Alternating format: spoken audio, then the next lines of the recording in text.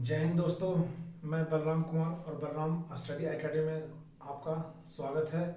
आज हम लोग पढ़ने वाले हैं 1857 की क्रांति और किस कारण से हुआ था, इसका परिणाम क्या हुआ, किसने इस क्रांतिकारी में अहम योगदान निभाया, किसने अंग्रेजों का साथ दिया, तो आज हम लोग देखते हैं। और इसका पहला कारण है चर्बी वाले कारतूस।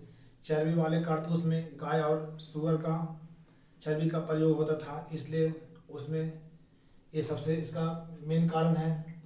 और दूसरा कारण है सामाजिक, राजनीतिक, सामाजिक, आर्थिक, धार्मिक कारण ये था। और इसी में पॉइंट है ब्रिटिश साम्राज्य के घिनौनी हरकत, ब्रिटिश समाज की घिनौनी हरकत। और फिर इसमें देखेंगे कि 1857 की ईस्वी बैरकपुर सैनिकों द्वारा चर्बी व कारतूस का प्रयोग करने से इनकार। 1857 की क्रांति में बैरकपुर के जितने भी सैनिक लोग थे वो बोले कि हम लोग चर्बी वाले कारतूस का प्रयोग नहीं करेंगे, इससे हमारी धार्मिक भावनाओं पर ठेस पहुंचता है। इसमें सबसे पहले अंग्रेज के जो सिपाही हिंदुस्तानी लोग थे उसमें बेस फील्ड राइफल का प्रयोग होता था। फिर लेकिन इसके जगह पर नया राइफल आया, कौन? Enfield rifle. इसी में प्रयोग किया गया था चर्बी वाले कारतूस। इस मंगल पांडे 34वीं NIBN बटालियन के थे। मंगल पांडे इन्होंने विद्रोह किया था, उनसे अंग्रेजों के खिलाफ बगावत बोल दिए थे। उन्हीं कारण मंगल पांडे को फांसी 8 अप्रैल 1857 को दिया गया था। 1857 के ये घटना ने पूरे देश में हाहाकार मचा दिया था कि ये देश में अंग्रेज हमारे खिलाफ क्या कर रहे हैं। तो इसके लिए 30 मई 1857 को प्रतीक रखा गया था उसके विरोध में रोटी कमल का। लेकिन 10 मई मेरठ में हंगामा कर दिया, कौन? 20वीं NIBN के बटालियन के सैनिक लोग ने। इसके कारण ये असफल रह गया। और इसको हम कह सकते हैं कि ब्रिटिश साम्राज्य की घिनौनी नीतियां, तत्कालीन कारण चर्बी वाले कारतूस की अफवाह। और अगला पॉइंट हम लोग देखते हैं कि 10 मई को प्रारंभ हुआ, पुनः 12 मई 1857 को विद्रोहियों का दिल्ली पर अधिकार। 10 मई को प्रारंभ हुआ, पुनः 12 मई 1857 को विद्रोहियों का दिल्ली पर अधिकार हो गया। क्रांति का प्रतीक था 1857 की क्रांति का प्रतीक था कमल और रोटी। और 1857 की क्रांति से संबंधित हमारे देश के कुछ क्रांतिकारी लोगों ने उससे संबंधित पुस्तक लिखे थे। उसमें पहला है फर्स्ट वॉर ऑफ इंडिपेंडेंस, वो हमारे लिखे थे देश के क्रांतिकारी VD सावरकर। 1857 SN सेन, ए बगावत, ए हिंद, सर सैयद असबाब, sepoy mutiny and the revolt of 1857, CR Majumdar.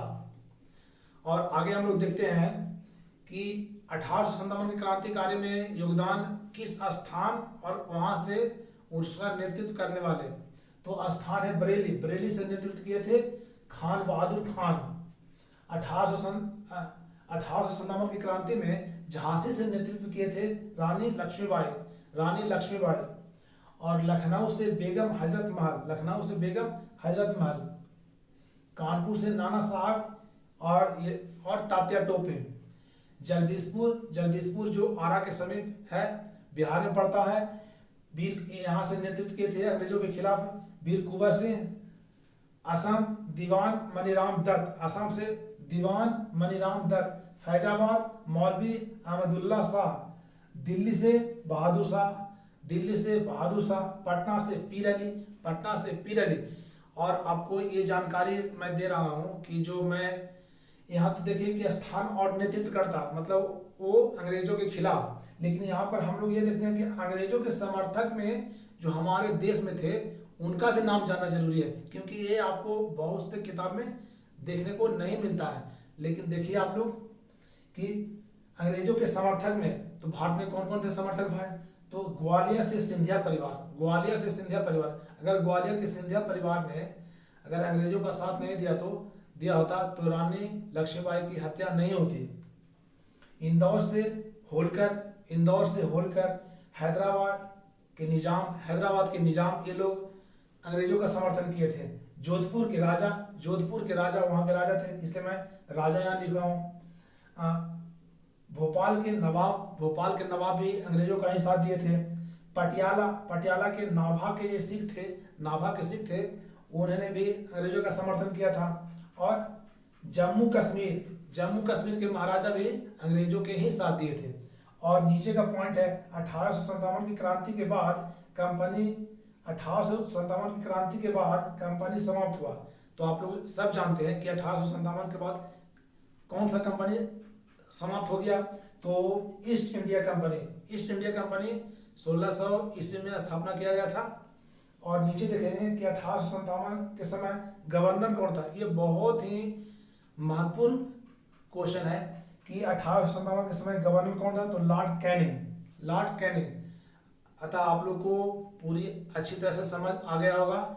और कि ऐसा हमको नहीं लगता है कि आपको बहुत सारे ऐसा क्वेश्चन है जो एग्जाम के दृष्टिकोण से आपको मिल ही जाएंगे, बहुत सारे। इसलिए आप एक बार देख लीजिए और चाहे तो स्क्रीनशॉट लें। और वीडियो अच्छे लगे तो लाइक शेयर एंड सब्सक्राइब जरूर करें। जय हिंद।